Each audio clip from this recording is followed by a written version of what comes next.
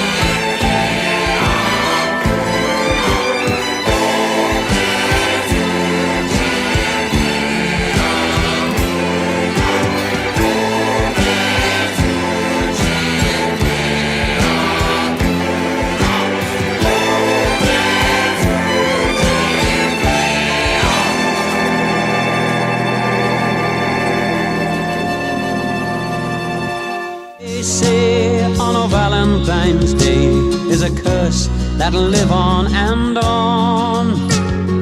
no one will know as the years come and go of the horror from long time ago. In this little town, when the 14th comes round, there's a silence and fear in the air. Remember the morn that the legend was born, all the shock and the horror was there. Oh, the legend, they say, on a Valentine's Day is a curse that'll live on, and no one will know as the years come and go of the horror from long time ago. And no one will know as the years come and go of the horror from long time ago.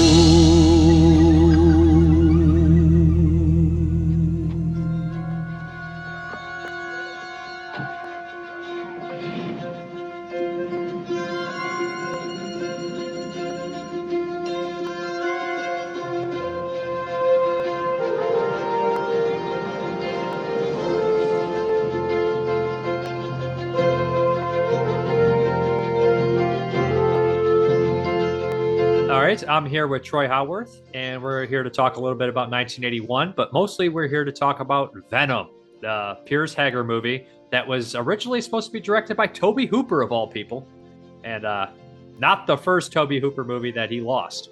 So how you doing, Troy? I'm good. Thank you for having me along. Oh, thanks for doing it. So I guess we'll hop right into the plot here. This is kind of a bizarre one.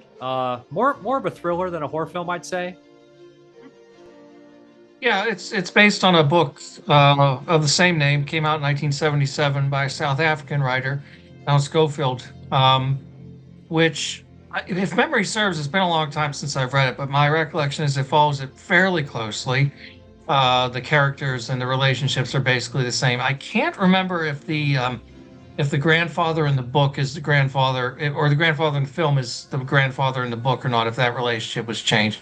But most of the other people are the same. The police inspector, the various terrorists who are involved, and it was a prestige film that went over very badly. It was not well received at all. It had a complicated production, as I'm sure we'll talk about, and it was it kind of laid an egg at the box office, and critics didn't like it either. Yeah, I feel like the director mentioned this in a commentary. He said that it felt dated even for the time, and it really does. Like, there's not very many animal attacks movies from this time. I mean, there's a couple the previous year, but there's about 4 or 5 here, and none of them are in this kind of. It just doesn't feel like a thriller kind of style in this way. It's very different. It stands alone if you compare it to the other 1981 movies. It doesn't really fit any molds. Well, interestingly, it ended up being one of 2 kind of killer snake movies that Oliver Reed did in the early 80s. The other one was a Canadian tax shelter thing, where he has a kind of telepathic psychic link with the giant snake movie called Spasms. I see him. He's changing. Oh, he's bloating. He's bursting apart.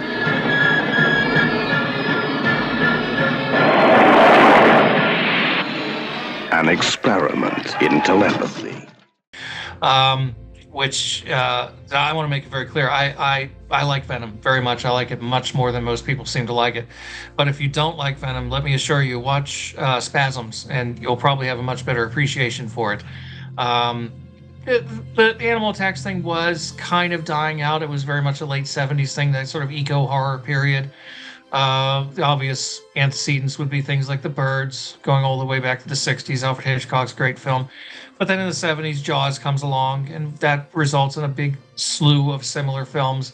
Either things like Orca, Killer Whale with Richard Harris, or a Jaws on land type of picture like Grizzly. But Jaws is still popular into the 80s, of course. There's a string of sequels, worse and worse, coming along in the early 80s. And so this was kind of riding that a little bit. It's also a little bit reminiscent of the late 70s fixation with disaster movies, in the sense that you have an all-star cast gathered together and being picked off one by one.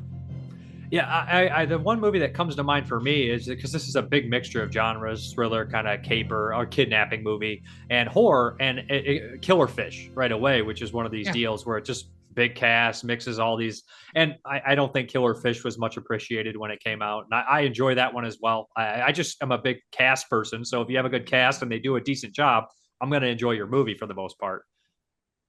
Well, the nice thing about Venom is, and one of the reviews, I remember Leonard Maltin wrote that half the big name cast appeared to be drunk, and the other half appeared like they wished they were. And I think the only reason it wasn't him that said it. I'll bet you it was Bill Warren who wrote it, because Maltin, of course, he doesn't write all his reviews for his books. That would be impossible. So he has a staff of writers, and Bill Warren tended to focus on the horror and sci-fi stuff.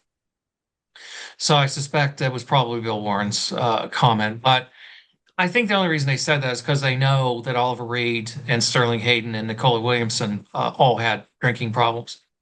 So that's kind of low-hanging fruit there in a sense, and not very kind. I don't think it's accurate either. I think what I like most about this film is you've got a really good cast, and everybody does a damn good job, and everybody's got a good part to play, even down to little supporting parts. There are a lot of really familiar character actors. If you're a fan of British films and British television of the 60s, 70s, there's some wonderful people who pop in some cases just for a scene. Edward Hardwicke, who would go on to play Dr. Watson opposite Jeremy Brett on TV in the 80s and 90s, shows up as a kind of bigwig from the police. Comes in one scene. That's it. John Forbes-Robertson, who'd played Dracula for Hammer in Legend of the Seven Golden Vampires, he plays the policeman who gets shotgunned by Oliver Reed. I might not recognize him because he's without his toupee in this one. And Michael Gough, who, of course, had been a kind of genre fixture going all the way back to the 1950s.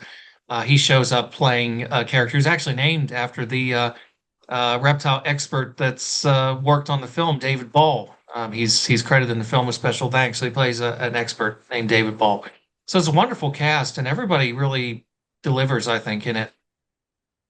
Yeah, I wouldn't disagree with that. Now that you pointed out that I didn't recognize that being Dracula from Legend of Seven Golden Vampires. So, I mean, there's at least three Hammer alumni with Michael Gough and Oliver Reed, of course, got a start in Hammer. And I noticed right away it had that Hammer kind of vibe, or even Universal. It predates the Universal, where all the side characters introduced add like a bit of comedy. The lady in the pet shop, the cab driver, they're all like get their little moment to be funny and just add a little charming. It goes all the way back to Frankenstein with the old couple wandering around, and then they fall in the Bride of Frankenstein. So it's so very much like a Hammer film. Again, 81 is in just that sense. I mean, like it's also kind of a mixture, like you said, of the crime elements and whatnot. Like I was reading it, and the director, like I heard the commentary, and the director said he never got a chance to read the book either. So, and he wanted to change the script. And I'm wondering if that script was, they said, negotiated to the point you said it follows the book fairly closely. So they probably their hands were tied to follow the book. Well, not only that, but I think because he was coming into it after Tobe Hooper had started the film, and it was bad enough that they had to junk everything that Hooper shot. But it would have been an added expense, because if you're going to rework the script, I mean, it's one thing if you're going to polish the dialogue a little bit, change a little bit here and there, but if you're talking about really overhauling it, that's a big production expense, because the sets have already been built, schedule's already been laid out, and so forth. So there's all these kinds of things that play into it. Piers Haggard, as you mentioned, was drafted in very much late in the day. He turned it down at first because he wasn't given enough time, and he said no. And then there were some further delays, and then he had an opening in his schedule, and he said, all right, I might as well go ahead and do it. Nobody really knows for sure what happened with Tobe Hooper. There's a lot of mystery about Tobe Hooper in general during this period of time. This extends also to Poltergeist, which remains hotly contested, how much of that film he really directed and how much he didn't. There's some pretty compelling evidence in terms of commentary from people who worked on the film that he was there, but Spielberg was really calling the shots all the time and making big decisions. And I think also if you watch the film, it's pretty obvious. But in the case of a film like this, or another film he'd done earlier called The Dark, which he started to direct and he was removed from that, John Bud Cardos took over. And the first feature he did after Texas Chainsaw Massacre, a movie called Eaten Alive, which I'm very fond of, Me too. he was fired partway through the film. So all the kind of boring police procedural scenes with Stuart Whitman were directed by the producer, Marty Rustam. And so Cooper really didn't have that kind of control over the film that he had on Texas Chainsaw, for example. So there's a lot of stories about, and I don't think it's telling tales out of school. He apparently developed a bad drug problem after Texas Chainsaw Massacre. He was in a bad way for a period of time. William Friedkin had tried to get him set up at Universal. He was a huge fan of Texas Chainsaw Massacre. William Friedkin, who just passed away recently, the great director of The Exorcist. He had really been a big sort of fan of Hooper and was really advocating for him during that period. There was also some talk of Hooper and John Carpenter doing a film together, a film that Carpenter had written, but that didn't go anywhere. And of course, there's that crossover too, because Carpenter had been offered the possibility of doing Salem's Lot, which Hooper ended up doing. So he's all over the place during this time in many senses of the term. And it's hard to say, was it the drugs? Was it anything else? There's another story that I've never been able to substantiate, that at some point, Klaus Kinski kind of bragged that he and the other actors ganged up on Hooper to get him removed from the film. It's possible. I don't know if it's true or not. I do know that apparently Hooper was shooting the film in a very different way from what Haggard decided to do. Haggard decided to take a fairly straight, realistic approach. It's not a stylized film, whereas what Hooper was doing was a bit more expressionistic. He was going more for kind of, shadowy lighting effects and weird kind of things. And apparently Kinski was made up in that version. His costume was vaguely Nazi-like, which obviously didn't make him very happy. So when Hooper left and Haggard looked at the material and said, I can't use this, I'm not going to shoot the movie this way, and they had to start over, I think the reason he endeared himself to Kinski was the fact he said, "Go pick out some nice clothes for yourself," and so he looks very stylish and very slick in the film, as opposed to looking like a Nazi. Yeah, and he said he grabbed a couple extra ties, of course, too, right? You got to course. take advantage of that. Of course. The timeline for Hooper is so strange. If you look at, you got 74, of course, Texas Chainsaw, and then you have 76, you have Eaten Alive, and then you go 79. I'm not sure if he got fired on the Dark before or it was Salem's Lot before. Yeah, those two movies is both 79, and then 80. What was he doing in 1980? But we know 81, he had the Fun House, and he had this one that he got fired on, and then Poltergeist is 82. He's kind of bizarre career. Like, Hooper is the director. I love Toby Hooper, and I see those movies that people contest it. I see him in Poltergeist, so I always just say it's a Hooper movie because it's on the thing. I don't want to, so whatever. But I do all the produced Spielberg movies. If Spielberg produced it, it looks like a Spielberg. You know what I mean? He's just such a heavy hand in his productions. I was going to say, no, Spielberg definitely has a particular aesthetic that he favors. I find personally, I look at the Gremlins films and I see Joe Dante. I see Joe Dante subverting the Spielberg thing and doing very interesting things with it. In the case of Poltergeist, yeah, I see Hooper in parts of it. I see Spielberg in bigger parts of it. So I think ultimately it's one of those things. I think, Hooper deserves credit for part of the film, but I suspect that if he had been left alone, he would have made a very different film. Yeah, I mean, what do you think the most Toby Hooper movie is? Texas Chainsaw 1 and 2? Yeah. They're completely batshit crazy too. Well, they're his. I mean, and Eaten Alive is too. I mean, Eaten Alive is compromised by the fact, again, he's removed from the film late in the day, but the bulk of it is his. And nobody did hysterical better than Toby Hooper. I mean, that was the thing about him. Everybody had their kind of style, and Carpenter has that sort of old school widescreen aesthetic. George Romero, it's very much the humor and the social commentary, and Hooper is just the hysteria that he does so extraordinarily well. Texas Chainsaw Massacre, of course, is perfect. Texas Chainsaw 2 is brilliant too. Those two films, are pretty much the height for him. And I would say after Texas Chainsaw 2, nothing he did in terms of a feature measures up. Something happened. Something broke after that, and he just never was quite able to get it together. Did some decent TV work. Did a really good episode of The Equalizer, for example, with Michael Rooker, which I would recommend. A really good series from the 80s with Edward Woodward, which, of course, is very popular now because of the Denzel Washington and Queen Latifah remakes. But the original series is one of my great favorites, and he did a very good episode. Toby Hooper did. But features after that, it just nothing quite worked. The Mangler's okay. Toolbox Murders is okay, but none of them quite really hang together for me. Spontaneous Combustion is one of his worst. I don't understand. I've never liked that film. And then his Masters of Horror, the Dance of the Dead, that's one of the, I'm not trying to bag on the guy because I'm a big fan, but that's one of the worst episodes of Masters of Horror.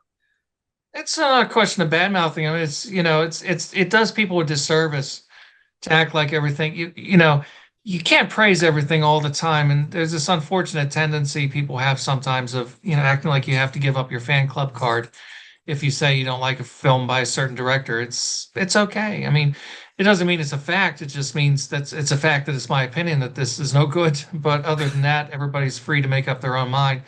But I don't think it's unfair. I think what Hooper did between 69 with Eggshells through 86 with Texas Chainsaw 2 is pretty extraordinary.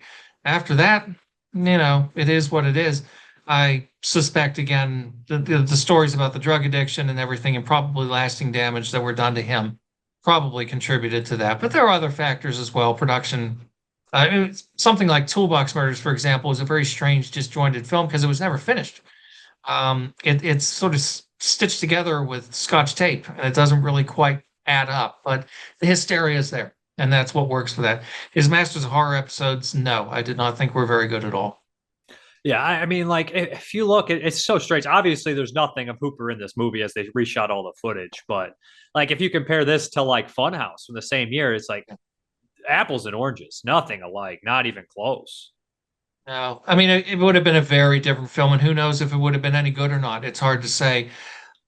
I like the way the film is. It has a really slick professional look to it. It has a great cinematographer on it, Gilbert Taylor, who shot Doctor Strangelove for Stanley Kubrick. He shot Cul-de-sac and Repulsion and Macbeth for Polanski. He shot the original Star Wars. I mean, this is a great cinematographer. And Piers Haggard, lest we forget, he started off as a director for features with Blood on Satan's Claw, which is one of the standout British horror films of the 70s and one of the real kind of cornerstones of the so-called folk horror movement. Yeah, Holy Trinity, right? Yeah, Witchfinder General and Wicker Man. So it's definitely one of that, tentpole films in that particular movement. And in this case, he's, as he said in the commentary, which is a great commentary, by the way.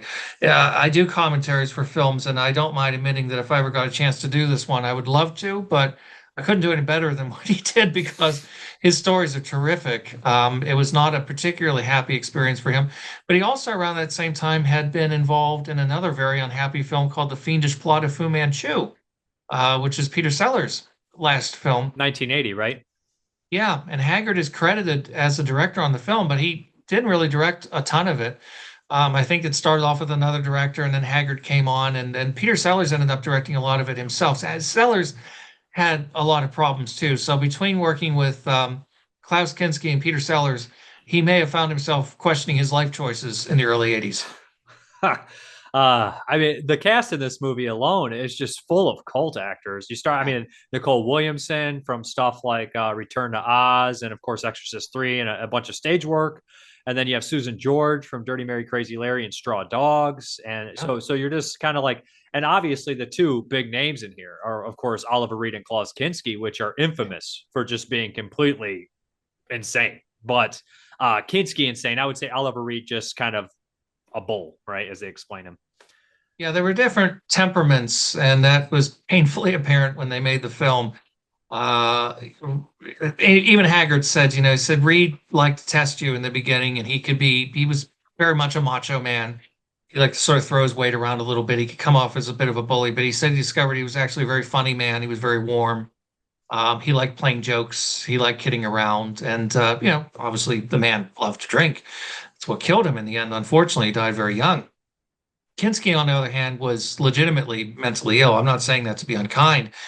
He was, at one point in the 1950s, he had attempted suicide, and he was spent some time in a mental institution where he was diagnosed as a schizophrenic. So there's no question he had serious problems. I think he got worse in the 80s, and this is just a theory on my part, but based on what other people have said, I believe it to be true. The 1980s, other substances started to become much more common in the film industry.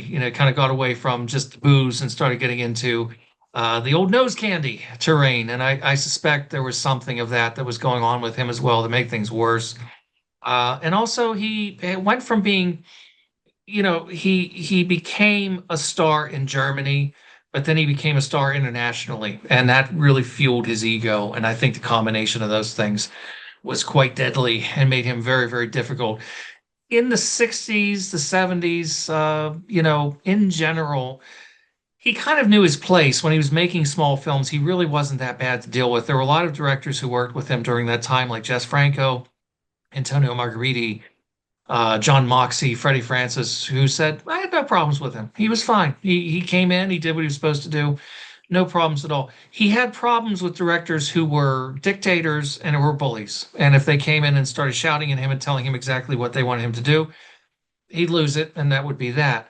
But the other part of this is that very often in the movies that he did, and this is the reason why actors like him, Christopher Lee, Donald Pleasance, John Carradine, Herbert Lom have such huge filmographies, is that although they're usually playing important parts, they're short parts.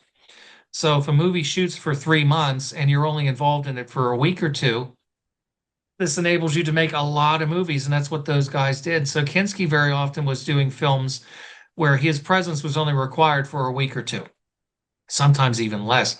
Venom is a movie where he's in the whole film, pretty much from beginning to end. So he was very much in the thick of it the whole way through the film with Oliver Reed. And they were oil and water, basically. Reed didn't like Kinski. Kinski didn't like Reed. Reed would provoke him by calling him a Nazi. Kinski would, call him all kinds of unspeakable names. And they had terrible, terrible fights. But what works for the film, though, is that this tension between these two characters is absolutely correct. You could almost believe it was method acting. It wasn't. It was bad behavior, but ultimately it does work for the film. That seething hatred comes through, but it works because those characters do hate each other. Yeah, you can definitely tell on screen, and you could just Oliver Reed's a very intense actor, and so is Klaus Kinski. And when the intensity seems real on top of the intensity in the film, you're just like, the slap heard around the world in that scene when Klaus Kinski slaps Oliver Reed. I thought that scene was so intense. I kept it in my opening of the 81 because it's such a, I swear I almost shit a brick. Like even watching that movie before knowing any history about it, I saw it I don't remember the first time I saw it, at least 5 or 6 years ago. And I remember watching that scene and being like, oh no, because I knew who they were, but not that in depth about them. You know what I mean? And I just like, that did not look like it was acting. You leave that car, I'll blow your head off. Do you understand?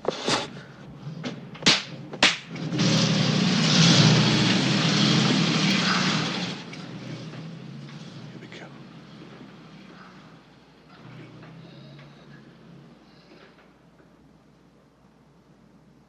Can you hear me? No, it wasn't. And you remind me, when did I first see it? I probably saw it in the mid 80s. And I knew who they both were by that point. I don't know that I'd seen either of them in much of anything, but I knew who they were because as a kid growing up, obsessed with horror films, I'd seen all the pictures of Oliver Reed as the werewolf. I'd seen the pictures of Klaus Kinski as Nosferatu. I probably had seen Kinski at least in For a Few Dollars More. Yeah. By that time, Reed, I don't know if Reed, I might. The funny thing is, in the 80s on the USA Network, they used to run a couple of films. It's hard for me to believe that they would run them, but they would run them on Saturday Nightmares. One was The Brood and one was The Devils. And it's amazing because they were cut to hell, of course. They cut them to ribbons. But can you imagine those films being shown on TV now? I certainly can't. Certainly not The Devils. No. So I knew who Reed was, and I knew who Kinski, and that's why I wanted to see the film. And I've always liked it. It's a funny thing when I saw it again years later. I'd gone years without having seen it because it kind of dropped off the radar for a while. It wasn't on TV anymore. Paramount had put the movie on in theaters, but for whatever reason, I don't know if they let their rights lapse or what, but it was Vestron that put it out on VHS. And I remember catching up with it again on VHS because I became really fixated on Kinski around that time because of his autobiography. I'd read his autobiography, which is largely a work of fiction, but it's an extraordinary book. If you've never read it, I highly recommend it. It's just absolutely fascinating.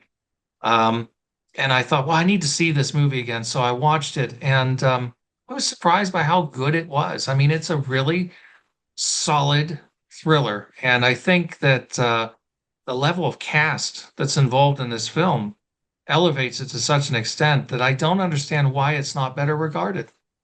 I completely agree. Rewatching this, I was like, "Oh, this is great. I love this." And I mean, in a year full of slashers, which I enjoy, this is refreshing to watch something like this. To be honest, to break it up, and it stands above it being something completely different. And it's the only Oliver Reed kind of film I think from this year that would even be considered a horror film. Only Klaus Kinski one. I mean, the year previous, Reed did Dr. Heckle and Mr. Hype. And that is a completely different beast, which is a funny, stupid movie, but it's not for everybody. And I'm trying to think where Reed went on to do a slew of kind of crummy horror movies in the 80s. Like you said, Spasms, which I enjoy. William Fruit, who did the year before, he did What Was the One Funeral Home, which is an all right horror film, kind of forgettable, but decent. So, I mean, like he went on to do some really low rent ones towards like Severed Ties is the one from the 90s, which isn't particularly. Severed Ties, that was a Fangoria film. Yeah. He did a Harry Allen Towers version of House of Usher with Donald Pleasance, which was not very good. Reed was, you have to understand, for a period of time, Reed was the number one box office star in England. And he had offers to go to Hollywood. I've never heard it confirmed by Spielberg, but the story goes that he was approached to do Jaws. And he was also approached to do The Sting. And in both cases, he turned it down. And in both cases, Robert Shaw ended up being all the richer for it. Although, talk about destructive personalities. Shaw died young as well, younger even than Reed. He died, he was only in his 50s. And the reason he turned them down, he said, was because he felt like he owed it, because he was very sort of patriotic about England, and he felt he owed it to the British film industry to stay and continue working there, as opposed to going to Hollywood like other people were doing. He wasn't going to vacate and do it that way. So he was doing some international type films like The Three and Four Musketeers, wonderful films directed by Richard Lester. But he was primarily staying located in England at that time. And I think he realized that was a terrible mistake. In the 80s, he's doing a lot of crap for the most part. Unfortunately, his reputation is tarnished. He's known as Hellraiser. He's constantly getting into fights. He's known for just, being a drunk and going on talk shows and being drunk all the time. And it's probably true that in much the same way that Dean Martin was reportedly largely drinking ginger ale when he was doing his drunk routine, Reed was probably playing that up because that's what people expected of him. So he would go on notorious talk show appearances. Like I don't know if you've ever seen the interview that he did with David Letterman, where Letterman was terrified of him. He was being completely bizarre, and he was a big man. I mean, he was barrel chested. He was a big guy. Not somebody you'd want to get angry at you, to say the least. He went on to a Johnny Carson show one time and got into it with Shelley Winters, and she dropped a drink over his head. All kinds of notorious stuff going on. Did very little of value in the 80s, but did do a couple of really good films like Castaway for Nicholas Roeg, not to be confused with the Tom Hanks movie from years later, but a really good film that he's wonderful in. And he had a nice supporting part for Terry Gilliam and Baron Munchausen. Yeah, that's a good one. But it took him a while to kind of rehabilitate his image. And really, the big thing that seemed poised to rescue him and revitalize his career was Gladiator. And of course, we all know what happened there. How you doing? Well, I'm trying to look like Slim. You're trying to look like Slim. Yeah, I'm gonna take that Rambo out of his Uh-huh. Okay. Whatever you want. That's fine with me. I understand it goes boom, boom. I understand I've just been outside in the green room. I've seen all these fellas, rapping them gooks on the head, man. I'll take that Rambo, gonna do something real mean to him. Pleasure to meet you, sir. Thank you very much for being here. I was a little bit afraid you asked me the sort of things to do as the other guy before. No. Have you ever balanced anything in your face? No, not this, only this, but I watched you a lot of time. I mean, when I couldn't sleep at night and it's cracking in television, there's nothing left anymore, and I push a button, it's always you. Yeah, I know. No, I don't mean it bad. I mean, I liked it. It was funny. Well, that's very nice of you to say. Then I had a little bit pity because I thought it was this guy's doing it every night. He'd never get any sleep into. He's fantastic in that movie. Unfortunately, he didn't get to do his last scene, which is very depressing. But I mean, Oliver Reed's one of my personal favorite actors. Anybody that loves like film like that. I mean, Oliver Reed's got the presence of. I think I fell in love with him after I watched The Devils, and he gives his speech. Yeah. He's like, "I am a man who's," and he gives that whole speech in front of everyone. Chills. He's not a great guy, but he somehow, in the film, he somehow just sucks you in where you have sympathy for him. Yeah. He's a real person. It's a great performance. One of the best performances. If I had to make a list of 10 great performances, that would be on it. We have also letters from women who he did not marry.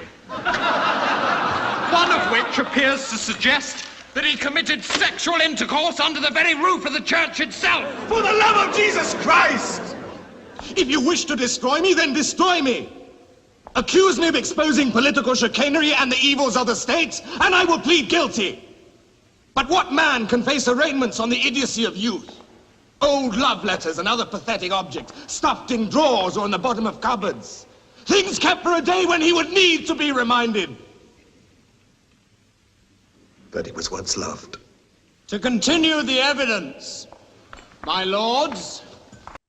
Without a question. And it's a crime that film is not readily available on Blu-ray in America, that Warner Brothers, for whatever reason, just won't deal with it. I don't know why. there's so many more offensive films that are readily available. I don't understand it, but for whatever reason, that movie is just kind of somebody somewhere doesn't like that movie and is keeping it back in this country. It's a masterpiece, and he's amazing in it. All of the films he did with Ken Russell, though, I mean, he's at his best in them. You can see him in something like Tommy, where, I mean, the man couldn't sing, but it's perfect for that character that he's playing in the film. He's wonderful in it, and Women in Love and all the other things. He was a great actor, but he was not a stage actor, and I think that was always kind of a stigma against him in England, where they were kind of haughty about actors who only did films. And Oliver Reed never did theater work. So I think there was always a little bit of a, sort of slightly snuffy attitude about him in that sense. But what an amazing screen presence he had. And I think he's wonderful in Venom. I mean, he's over the top, but it's appropriate to the character. He's established right from the beginning as the nervous one of the group. This is a cliche thing. You have the slick together, cool as ice leader. You've got the minion who is, just a bundle of nerves. And then you have your other characters that, all have their little thing. And that's Kinski and Reed. And Reed plays that perfectly, as does Kinski. I couldn't help but find it kind of humorous because he's like, why can't we have you go have a drink? And he goes over there and it's just like, of course he almost dies getting a drink. And that reminds me of the Hammer movies. What was the Hammer one? Was it Paranoiac when him and his mom keep going over to that bar? And I was like, is half this movie around this little bar? They're just getting shit-faced. I was like, that was just kind of like reminded me of that he almost bit it going to the fucking bar. He couldn't resist himself, but that was very fitting. And like, that was a good like kind of shutting down. It like slowed the movie down. We're like, oh, okay. So now we're like, and then of course the snake. I mean, they do that kind of like in Dawn of the Dead, the original, like you're like, oh, there's no zombies. And then the tennis ball rolls over the top of the roof and zombies again. So you got to keep you on your toes, as Cat's Eye would say, Kevin McMillan. I've heard people criticize the film saying that the snake itself is not a frightening enough menace. It's not made scary enough. And I don't understand it because I hate snakes. I know some people love them. They keep them as pets and they hold them and they kiss them. And I'm like, I can't do it. I just can't be bothered. So I find them quite frightening. So the very idea of a snake being loose in a room is terrifying to me. So for me, I'm with that the whole way through. I'm completely sold on that idea. Is it a bit contrived to have everything, pile up like that? Yeah, it is in a way, but it works. It's a good thriller mechanism. It's a kidnapping gone wrong. And some of the reviews at the time were really nasty, and they would say, oh, these are like the most inept kidnappers in the world. I don't know. I mean, things happen sometimes. I don't think anybody could have anticipated that this little boy was going to get a deadly snake, and that in itself was an accident, which is played quite well, I think. If you mentioned the supporting cast earlier and some of the people who show up, if I remember correctly, I think the lady at the pet shop was one of the women that was on Benny Hill a lot. And the Benny Hill show was a big favorite of mine when I was a kid. So that's another familiar face that's in the mix. We also have in here Sterling Hayden as the grandfather. This is his last feature film, I believe. And for the cinema anyway. And Nicol Williamson as the police inspector, and Sarah Miles as the sort of toxicology expert. This is a very impressive cast, and for somebody like Tobe Hooper, in particular, coming onto it. I mean, he dealt with kind of fading names in Eaten Alive. People like Mel Ferrer, Stuart Whitman, Carolyn Jones. They weren't really, packing them in anymore. They're kind of in the twilight of their career. He'd obviously worked with a legendary actor like James Mason in Salem's Lot, but he'd never dealt with actors like this who were still kind of powerhouse figures at that time. There are a lot of egos on that set, and I'm sure it would have been very, very overwhelming for him at times. I really like Sterling Hayden in this movie because, I mean, like when you think of him originally, when I think of him, I think of, The Godfather or Dr. Strangelove, especially Dr. Strangelove. And he's got that kind of like clean, uptight look. And then when I see him up in this movie, I was just like, I forgot he was in this. Like, and I was like, that's Sterling Hayden. Like, he reminds me of like a couple of years before my dad died, just walking around in overalls, tinkering around the house with crap. And I'm just like, this guy is so realistic in the weirdest way, just sitting there. Like, he just felt genuine. He felt like a genuine person. And he's just, He's also just super bizarre. His facial expressions, they don't on the script page, I guess they don't give him that much to do. But if you watch his like facial interactions, he's given it all he's got, and he's very memorable in it. There's a bit in the film, and I don't remember who told me this, but they pointed it out to me years ago, and I looked at it and said, sure enough, it's true. If you remember, there's a point in the film when the little boy has an asthma attack, and he hears him, and he rushes up the stairs to go help him, picks him up, and I'm here, boy, I'm here, come with me. And if you look at his mouth, if you pay attention to his lip movements, something happened there. He hurt himself or something, and he is mouthing obscenities. Something happened, and that was pointed out to me a while back. I forget by who. I'd give him credit if I can remember, but he said, pay attention to his mouth movements. It was something happened. He must have had a bad knee or something like that. So he's starting to let go, but they just dubbed it in later. So it's actually very effective. He'd been in the 50s in a really good kind of not heist, but an assassination plot film gone wrong called Suddenly with Frank Sinatra, which, has some kind of chilling foreshadowing of the JFK assassination, as a matter of fact. And, he was, at that time, he was every inch the leading man, very clean cut, short hair and everything else. And this is his Old Man in the Sea period. Talked of Jaws before. Sterling Hayden was the original choice to play Quint. He was the actor that Spielberg wanted. And Sterling Hayden said, no, I'd rather go on a boat for real. I'd rather just go fishing and not do it. So he was the original. That he would have been great too.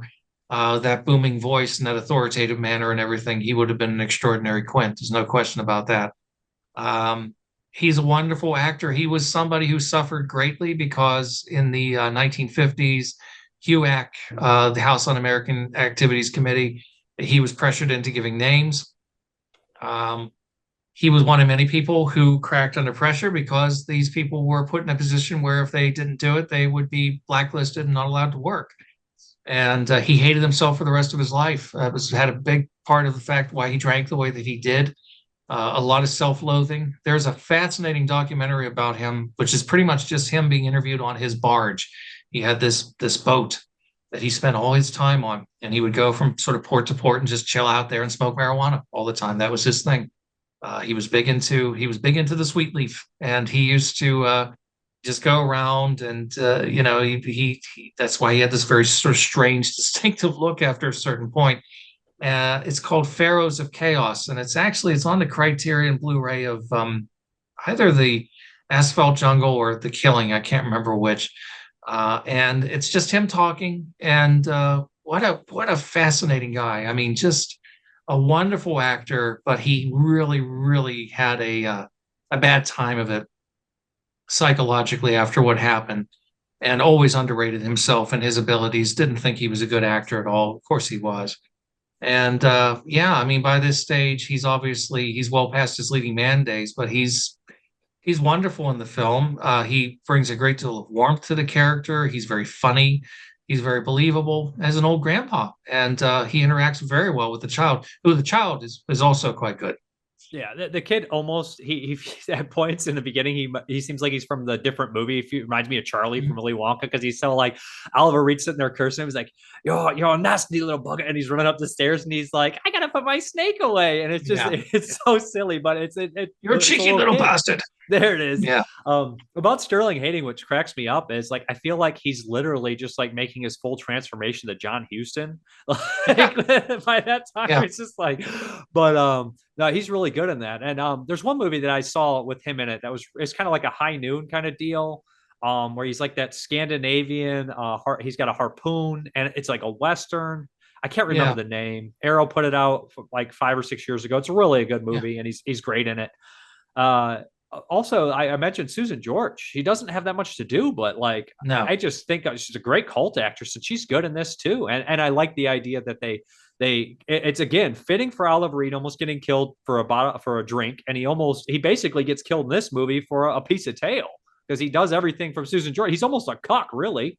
Klaus Kinski, like, you know what I mean, right? It's got that weird kind of element there. But I mean, I can't believe a woman would choose Klaus Kinski over Oliver Reed in 1981. But who knows? Well, Kinski had a weird magnetism. I've known women who find him extraordinarily attractive.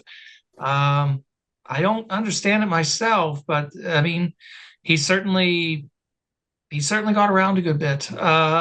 Probably not as much as he claimed, but I do know the numerous women who say there was something about him. I said, okay, all right, take your word for it. I always thought he was creepy, but a wonderful, wonderful actor. Susan George, yes, she doesn't have a ton to do. She's the first to be dispatched. She has a very good death scene. She plays it very convincingly and very, very well. I mentioned before seeing it for the first time on TV in the 80s. It was on TBS network. And it's a sign of the times that back in those days, they used to cut things that you wouldn't cut now. I mean, you could show this movie pretty much uncut on TV now. I don't think you would really have to worry about cutting anything out of it. But in the 80s, when I saw it, the little seduction scene where, Reed is like, I don't know, I'm getting a bad feeling about this. I think we need to, and she unbuttons her blouse and opens it up and see the sort of sexy underwear underneath. It was cut. And it was like, what? There's nothing there. I mean, but that was the time. And also the death scenes, like the Oliver Reed scene, which I'm sure we'll come back to and talk about his demise. They made it somehow even worse by cutting it. It's kind of like that scene in Frankenstein where the little girl was drowned when they cut it for years, him tossing her into a lake. It somehow made it worse. It's made it seem suggestive of something really unpleasant. Whereas when you see it, it's like, oh, it was a tragic accident. So a lot of stuff was cut out of the film, and including her death scene. A lot of that was cut down as well because it was too intense. I mean, she's gone within the first, 20 minutes or so. So she doesn't really have a ton of things to do in the film, but she makes a good impression. She's always delivered, I think, a good performance. Most famously Straw Dogs. That's a great performance from her. It's a great film, one of the best films of the 70s, I'd say. But, she was somebody she was a name, she became a name, but perhaps never became quite as big as maybe she should have done, for whatever reason. But she did a lot of interesting and eclectic films. There are a lot of things she did, like Fright, for Peter Collinson, which I'm very fond of. She did a movie for Sergio Corbucci called Sonny and Jed. That's her and Tomas Milian and Telly Savalas, very interesting Western, and various other movies besides. So, yeah, she's a great asset to the film for the limited amount of time she has. Yeah, speaking of the deaths, I think they're filmed really well and correctly. They're all really bothersome. Like, they're filmed pretty graphic, but pretty straightforward. Maybe besides the Klaus Kinski death, there's a little bit much, but it's a climax. But when the cop gets shot, that seems real, and they take the time to have him crawling towards the radio. Oh, help me!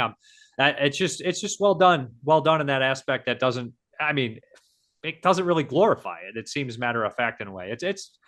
I don't know. It's well done. Like I said, almost everything about this movie is well done. I don't understand the negativity towards it. Maybe because it's generic, but I don't think it's generic. How many movies do you know where there's a killer snake trapped? And there's a couple generic spots. Of course, the very, very ending with the eggs in the vent. You see that shit in Killer Crocodile. You see it in Critters. It's just a trope of the that was the period. That was the thing. I mean, you couldn't have a completely happy ending. There was always that little shadow in the background, the corpse moving, whatever. But it's which I'm sure they hoped. And if the movie had been successful, I'm sure there would have been some kind of Venom 2. I don't know what you would have done with that. You could have had Klaus Kinski's daughter or son coming to avenge their father or something. I'm not sure. But you're kind of leaving the door open for the possibility of that happening. Kinski, by the way, should mention that, famously he turned down Raiders of the Lost Ark to do this film. And in his autobiography, he said that he was offered two, he referred to them as moronically shitty scripts at the same time, but the one paid better. So that's why he did it. And he said and it was unusual for him because he was quite scathing in his comments about directors, big time directors who he felt wanted to kind of get him cheap and, not pay him what he felt he was worth. So he would say rather blistering things about various directors, but he said about Spielberg that he thought he was very good and he'd like to work with him, but this was an opportunity to make more money. So he did it. Well, of course it's more money because he's in virtually every scene. Yeah. Whereas in Raiders of the Lost Ark, I'm assuming he would have played Toth. That would make sense to me. I guess he could have been Belak. Certainly wouldn't have been Indiana Jones. No. Yeah, that would have been interesting though. I would watch Klaus Kinski as Indiana Jones. But no, I think he would have been told, which is a good, flashy supporting part. And he would have fit it perfectly. But, it's not a huge role. So this was a better opportunity for him to make some more money. He's definitely one of the melted Nazis. I don't know which one, but he's going to be one of the ones, right? The one who gets his hand, the medallion, that would have been the part. The one with the hat, or no? The one who Ronald looks so Lacey ended up playing the part. He would have been. Yeah. I think that's what he would have played. I think so too. He would have been which means we could have had a Klaus Kinski action figure. We never got one. We never got a Fitzcarraldo action figure. Although I do have this. This is not an action figure per se, but this is. Klaus. I do have Klaus. I mean, it looks perfect, but it's the ugliest damn bust I've ever seen. I mean, his Nosferatu, he's a very ugly vampire, but as he should be. They should have sold this movie as The Curse of the Werewolf versus Nosferatu. Versus Snake. Well, you'd like to think that they could have had swapping stories about playing monsters, but of course that wouldn't have happened because they were just trying to kill each other the whole way through. Reed did say at one point, Sarah Miles apparently said to him at one point, "Why don't you go over there and take care of it?" Because he was a big guy, he was huge. He could have tossed Kinski across the room, there's no question about that. But Reed said, "Because I'm not a bloody fool." What he meant by that was, if I go and beat him up, he's going to come in here with a gun. And that's exactly probably what would have happened. So yeah, no, I'm not going to get into that. I'll shake the trailer and call him a Nazi and get him all worked up, but that's as far as it's going to go. Yeah, but also the fact is, like, let's say it's a lose-lose for Reed. He beats him up, he gets shot, he beats him up and he wins. Oh wow, he won. It's Oliver Reed, of course. He beats him up and he loses. He's like, I'll never be able to live with myself again. So it's no. It was not a good mix of personalities. Nicol Williamson was another one who was notoriously volatile, a man who really sabotaged his own career. He was one of England's leading stage actors. He's the one who plays the inspector, Bullock, in the film. And he was a big name for a period of time. And he just continuously sabotaged himself, behaving badly. And ended up doing a lot of kind of mediocre films. He's in Exorcist 3, which is not a mediocre film, but unfortunately he's added into it rather awkwardly as Father Mourning, because what happened with Exorcist 3 is, nobody seemed to understand this until the movie was actually shot. John Carpenter had met with Blatty to talk about possibly directing the film, and Carpenter told him, there's no ending. There's no exorcism. And Blatty said, no, I'm not going to have an exorcism in this. And he said, no, it's not going to go well. He turned it down. And it was like none of the producers realized that this movie doesn't have an ending.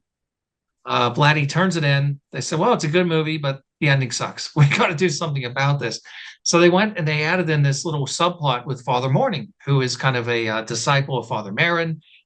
And they added in and they kind of really ramped up the ending and added in this exorcism, which doesn't work. And it's not a very good ending either, but it's better than the original ending, which is a non-ending. But the awkward thing about it is they don't have him interact with any of the other characters. He's just kind of alone.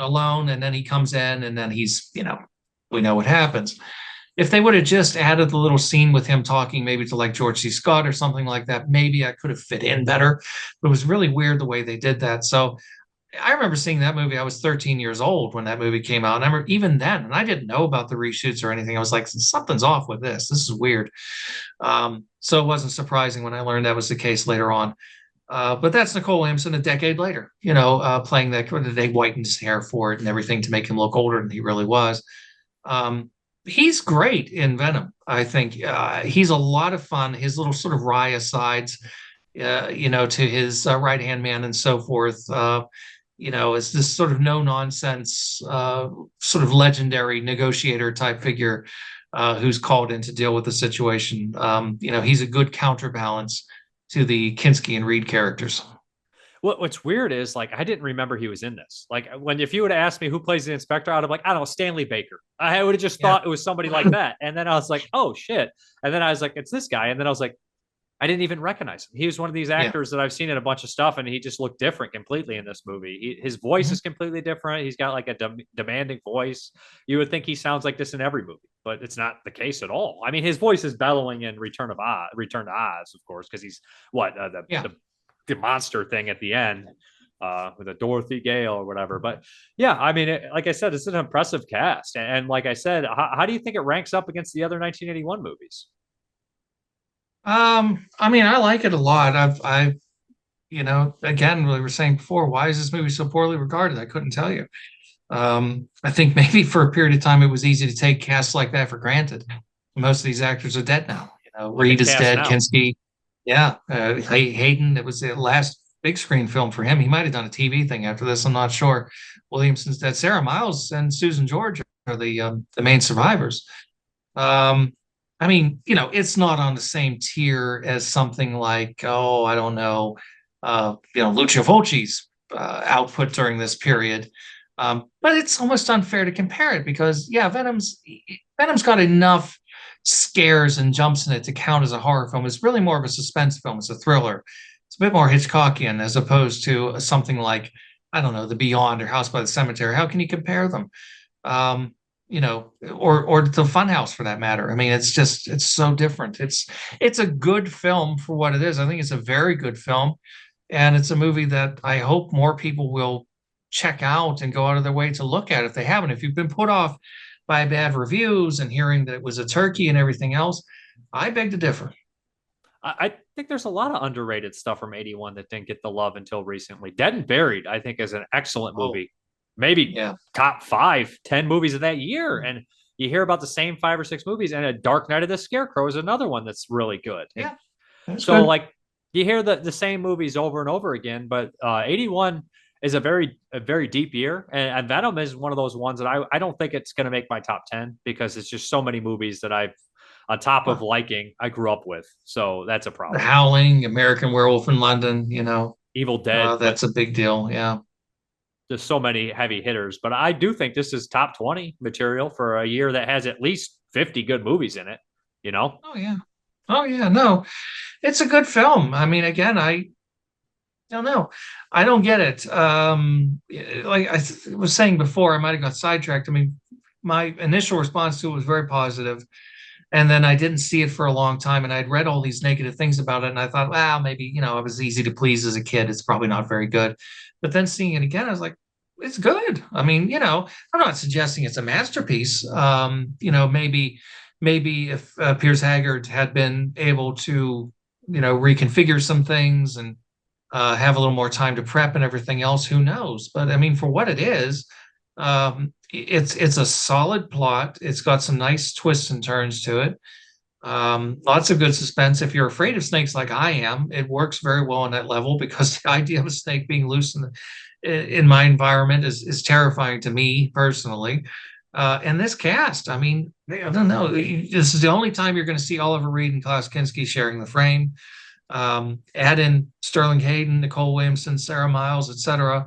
And this is just a joy to watch. To say nothing of these other wonderful character actors I mentioned who aren't big stars, but who bring a lot to the little parts that they play. So what's not to enjoy? And the score, I should mention the score. Michael Kamen did the score, which is not available, unfortunately. I wish somebody would put it out. It's a really nice soundtrack. I think very effective.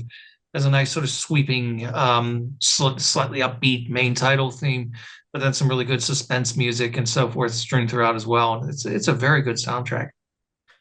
Something a little goofy, but how would you compare it to other killer snake movies? I mean, it's got to be top tier. Well, I never saw the Shaw Brothers from '74 Killer Snakes. I've never seen that one. No. Well, like I said, it's The Godfather compared to Spasms. What other films are there? I mean, there's a very good Hammer film. Huh? Better than Anaconda. Oh God, yeah. Well, most films are. There's a very good Hammer film called The Reptile, which is not quite the same. That's a were-snake movie, I guess you could say. There was actually a were-snake movie before it called The Snake Girl, I believe it was called, or The Snake Woman. That's Universal, or Cult of the Cobra? Well, that was Code of the Cobra. That was a Universal film. It's Snake Woman or Snake Girl. I can't remember. It was Sidney J. Fury, early 60s British black and white movie, which was terrible, frankly. But, I know there was some Japanese ones too. Snake Girl and versus the Silver-Haired Witch. I think that's a 68. Yeah. There's those. It's up there. I'd say it's an upper tier one. I mean, I don't know. I haven't given it extensive thought. I'd probably say something like The Reptile might be a little better. But ultimately, for what it is, there's nothing deserving of kind of mockery here. Every now and again, there will be a movie that I like, that I understand why a lot of people don't like it. I'm one of the few people that's going to stand up for Dario Argento's version of Phantom of the Opera, for example. I like that film. Most people don't like it. I understand why they don't like it. I would never defend Exorcist 2 as a good film, but I think it's a fascinating train wreck. But I can understand why people hate it. This one is just one of those ones, kind of like the John Badham Dracula from '79. I've never really understood why people kind of piss on that one too. I think it's a good film. I think this one's a good film too. I've never really heard that. Maybe at the time it came out, but I've only heard positive things in the recent years. I mean, I thought it was a very good one. I mean, Donald Pleasance. In more recent years, its stock has probably gone up a little bit, but for years it was regarded as a bit of I still see people referring to it as Disco Dracula, which is not said endearingly. I like it myself. I mean, one scene, the love scene, the Maurice Binder light show, like a James Bond title sequence love scene, I could do without. But other than that, I like the movie a lot. I don't know. Every now and again, there's something that comes out that is kind of dismissed, and I don't really understand why. And this is certainly high on that list of movies like that for me. Yeah, I have my own, but mine tend to just be really goofy movies that were not really completed, but still have some charm to them, like Neon Maniacs or the Spookies or something like that, where I'm not going to tell you it's good. I'm going to tell you I like it, and I can tell you why, and that's where I'll leave it. Yeah, no, I mean, that's valid. There's nothing wrong with that. We mentioned Friedkin before. I mean, something like The Guardian, not a great film by any stretch of the imagination, but as Killer Tree movies go, it's not bad. It's pretty good. I think it's actually pretty stylish and entertaining. So you have to look at movies too for what they're meant to be. If something is really not meant to be anything too kind of revolutionary or too, ultra serious or whatever, you just look at it for what it's meant to be. And if you like it, then I hate the idea of guilty pleasures. I don't believe in it. I think if you like it, then on some level it's been successful. Yeah, I used that term when I was like 16 to like 20, and then as I get older, I'm like, I don't really care. Like, if I end up liking some like movie that I'm not supposed to like, so be it. Just enjoy it. Who cares? Who's to say what you should like or shouldn't like? There are terms I hate. That's certainly guilty pleasure is one of them. Cheesy, I hate when people say cheesy. It just sets my teeth on edge. It's sort of apologetic, which I don't. Again, embrace it, like it. If you like it, then say so. It's not a question of going out and saying, "Oh, it's a masterpiece. This is the Rosetta Stone to deciphering Klaus Kinski's career." No, it's not. But it's good. It's good for what it is, and that's what matters. The problem with a lot of the movies, like you mentioned, The Guardian, since it's by William Friedkin, it's held up to a higher standard. And the same thing with this movie. It has actors like Oliver Reed and Klaus Kinski and Sterling Hayden, who were in masterpieces and genuine classics. So at the end of the day, people think they're slumming it when they're in a Killer Snake movie. But nowadays, if you look at what's in theaters, and you got all the biggest actors in superhero movies, would that be considered slumming it? You know what I'm saying, right? Yeah, and sometimes it's how these things are advertised too. There's a movie from the 70s. We're talking about sort of Nature Strikes Back movies. One of my favorite movies of that type is called Frogs. And everybody who's never seen the film laughs about it because of the poster with the frog with the hand. Today the swamp, tomorrow the world. That was the one I used to rent as a kid a lot. You would think it's about giant frogs. It sets you up for Night of the Lepus or some piece of shit like that. It's not, though. It's actually pretty clever the way that movie is worked out. And, you have an Academy Award winner at the center of that film, Ray Milland, at his crankiest. This very disagreeable Southern patriarch. And it's not a bad movie. I mean, it's not about giant frogs eating people. So maybe sometimes just give it a shot and see what it's really about before you decide it must be garbage. Well, it was Frogs. Is Frogs 72? It's been years since I've seen Frogs. Yeah, I was 72. Which funnily enough, I mean, I don't know why I remember this, but there's an actor in the film. I think his name is Lance Taylor. Huh? Sam Elliott in that one too? No, Sam Elliott's in it, but I was thinking of an actor that's in the film. I think his name is Lance Taylor Sr. And the reason I remember is because in 1972, he's also in Blackula. So he's in these two movies, both put out by AIP, which Blackula is another film I love with zero irony whatsoever. I think it's wonderful for what it is. I mean, in so many respects, it was kind of a groundbreaking movie. And yeah, it's got its problems, but I love it. I dearly love that film. I've mentioned before about doing commentary work, and oh boy, that's a movie I'd love to do if the opportunity ever arose. Hopefully they. I know that Vinegar Shout Factory put those out. It'd be nice if Vinegar Syndrome or Arrow picked up the Blackula movies and put those out on a 4K or something. Those are good movies. I mean, vastly superior to Blackenstein. Black Death is preferable to Blackenstein. Blackenstein's the pretty disease appalling. of the movie. Well, no, that's true. There is a movie. I forgot. Basil Rathbone. Yeah, no, that was Black Sleep. Is there a movie called The Black Death? Bean. Oh yeah. Well, I don't know. I haven't seen that one, so I can't say. I meant The Affliction. Blackenstein's pretty awful. Yeah, I'd love to see.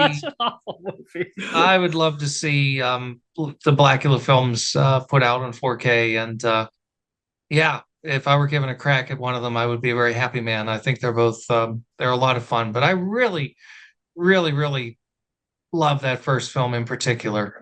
It's just, but again, you hear the title, you think, oh God, please, and you watch it and you realize, no, it's good. I mean, it's of its time. Of course, there are limitations. Some of the makeups are a bit wonky and all that, but if you can get past that, there's a lot to love. I think that would be very fun to do. Top 10 most deceitful titles to a movie, like movies that you see the title and you're like, oh no. I would put Cannibal Holocaust on that list because the first time I saw that, I was like, what in this heavy metal garbage is this title going on? And I watched it, I was like, oh, it's actually a Cannibal Holocaust is in the movie. There's a cannibal. Duh. I was just like, but same thing with Blackula. I was like, what? And then you watch it and you're like, oh, well, geez, that makes sense. There's just a couple of movies that are just the titles scare you away. Yeah, titles are, I mean, well, it's the old judging a book by its cover thing. Sometimes you got to give it a shot. There are good films with unappetizing titles for sure. I mean, it happens. But in the case of Venom, I think we can agree that's a good eye-catching one-word title. Looks good on a poster, looks good on a marquee, and definitely draws people in. Although today it would cause confusion because it connects in with the superhero trend we've been talking about. Yeah, 2 Venom movies, and then you have the one from 2005, which was kind of like a voodoo kind of slasher movie, which is okay. It's not bad. It's very much a product of its time. Better than you would expect for those kind of slasher movies from 2005. But I didn't watch the Marvel Venom movies. I mean, as a kid, I used to watch the Spider-Man. I like comics as a kid, and then I don't know. I just kind of I don't want to say grew out of them. I just lost interest, maybe oversaturation over the years. I don't know. I just don't know. I just have no interest in them anymore. There's too many of them. I mean, they have their place. Obviously, they make money. They're going to continue making them as long as they make money. It's like anything else. They've been making James Bond movies for 60 years because they make money. The issue is oversaturation to a certain extent. I mean, you have situations like, Scorsese being asked his opinion about them, and he gives an opinion, which is not by any means a really rude or awful opinion, and people went nuts over it. So, I mean, it's so silly how upset people would get over that. I mean, think about who you're talking to. Are you surprised this man doesn't really want to sit around and watch, Masters of the Universe, things like that? It's not his thing. So, they have their place and people like them. I don't begrudge them that. They don't appeal to me. So I've seen very few of them. Yeah, I mean, I'm not even 40 yet, and I don't have interest in them. So, I mean, but then again, I've been watching movies since I was 4 or 5 years old religiously. So, well, yeah, I mean, I remember being, going bananas over the Tim Burton Batman when it came out in '89. And I grew up on the Christopher Reeve Superman movies. I saw the fourth one in the theater. That was a train wreck. But I like that stuff as a kid. But I don't know, growing out of it maybe is not the best way of putting it. Your tastes change as time goes by, and there's just I don't know, movies that are sometimes a little too heavy on special effects are not necessarily my cup of tea. Except ironically, perhaps of a certain vintage when it was practical prosthetic effects and things like that, which to me is somehow a little bit more inspiring. Well, I also think there is a certain whatever you're drawn to at a certain age, because I love Master Universe, even though it's just the movie, which is a terrible ripoff of Star Wars. And I know it's a terrible Master Universe movie, but I don't care because it's based off a toy line that was made to make money. So I don't give a shit if it's not appropriate to a toy line. I liked it as a kid and I grew with it. I don't think it's a good movie. I don't care. But it's practical effects. Frank Langella is excellent. So, I mean, I have reasons to love it. Where else can you see Frank Langella play Skeletor? I don't think anywhere unless he's got a couple movies. He's probably I think he's done for now. I think he got Yeah, he he did himself in. Apparently he had been cautioned multiple times, but different people of different generations, and he'd been a star and been a sex symbol, to be fair. Probably had women throw themselves at him for a long time. He's an old man now and kind of set in his ways, and didn't heed the warning to behave himself, and such is life. But still a wonderful actor and did a lot of things that I really enjoy watching. So he's okay in my book on that level. So very quickly, just before we get out of here, favorite Oliver Reed performance in any movie? Oh, The Devils, absolutely. Favorite Klaus Kinski? Probably Wojciech, which is probably the least known of his films for Herzog. It's a smaller film. It was based on a stage play. It's done mostly in static shots, but it's a really powerful film and an extraordinary performance. It's the one where he plays the bald Nazi, right? Is he a Nazi? Not a Nazi, but he's in the military, and he's being driven crazy by thoughts that his wife is being unfaithful, and also by his superior officers treating him like garbage. And he snaps. Sounds like maybe it was a little bit too much for him, like really him, like looking at the superior officers as the director, right? Hitting too close to home. Well, I mean, he said it in his autobiography. I mean, he mentioned every now and again he heard so-and-so died, and good, I want to go piss on his grave. So he certainly wasn't one for keeping things bottled in. I mean, that Wojciech's good. I've seen that one. He's really good in that. It's wonderful. So, yeah, we say all these crazy things about Klaus Kinski, but you know what? The guy worked up until his death, so that tells you his acting.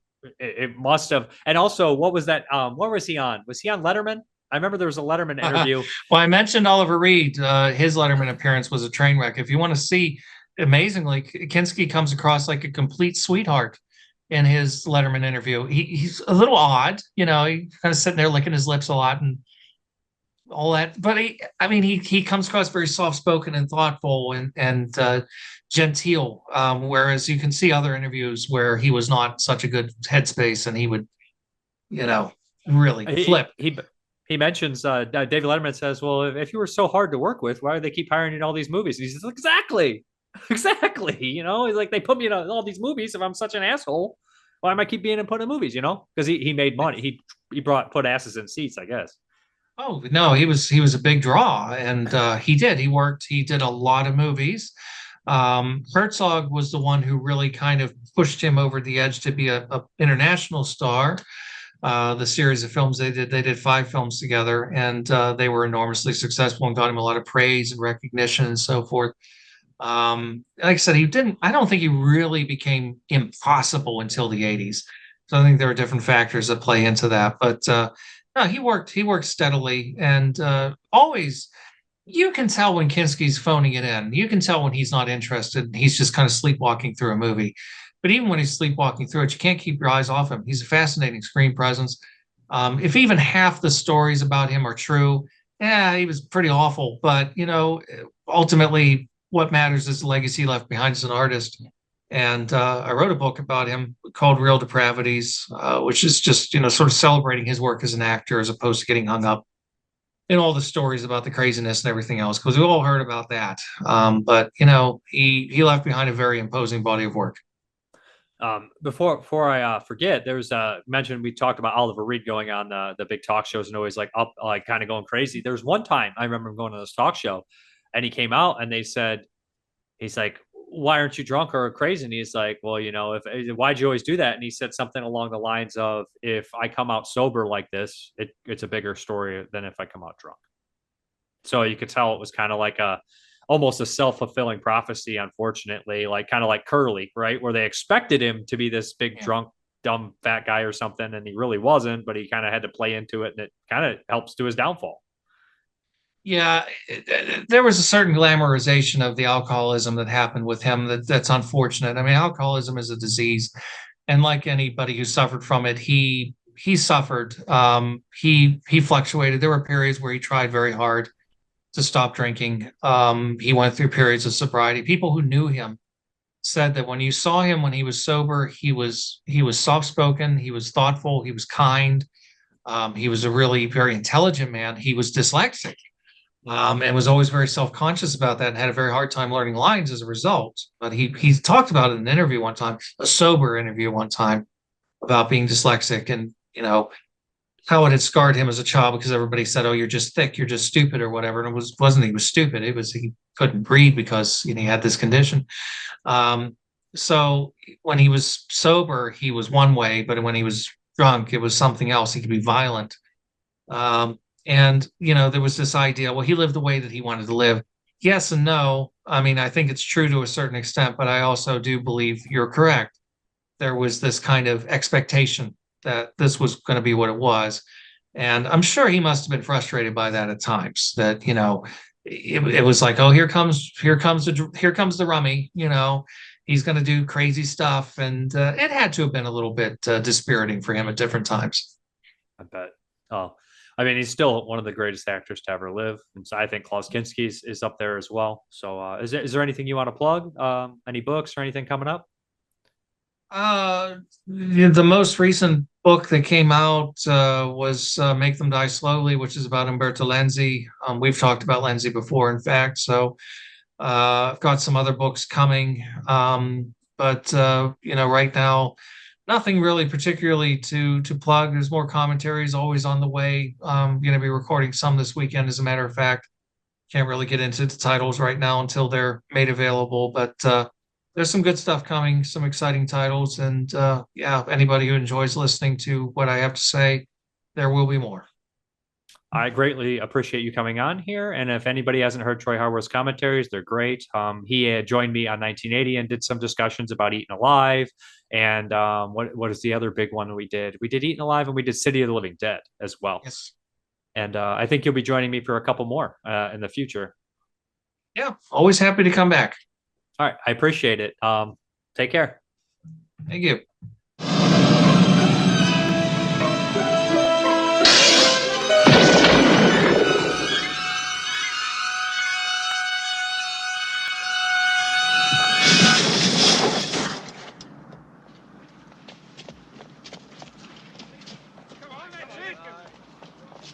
Hey, get it moving!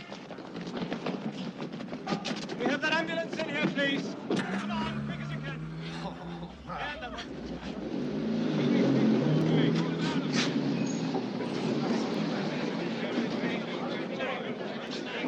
Okay, now keep the entrance clear, boys. There's going to be people coming out here.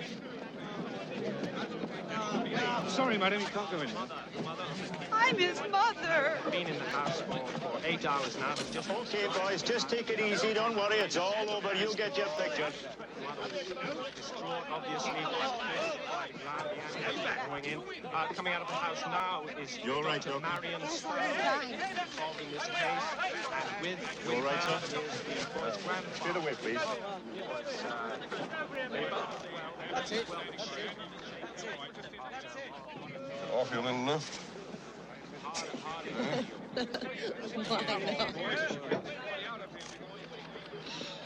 You all right, son? Yes. Okay. Come on. Quickly as you can. Well, Dan, let's get to work. If we get out of here in under 3 hours, I'll buy you a drink. Might find a drop of whiskey in there, sir.